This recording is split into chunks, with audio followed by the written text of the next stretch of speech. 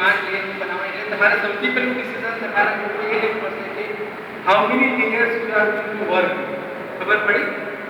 બીજું લેયર એ આવે કે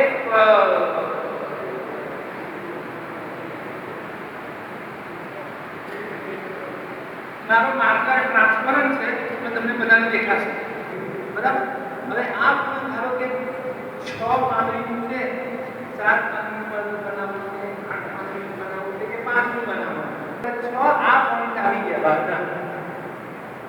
તમે પડી કે શું કહો છો કે 6 બહારના પોઈન્ટ આવી ગયા તો આપણે અહીંયા જોઈએ છીએ આવી ગયા. પછી મારે અંદરના પોઈન્ટ લેવા પડે. એટલે શું કરવાનું કે આ જે પોઈન્ટ છે ને એની વચ્ચેનો પોઈન્ટ લેવાનો.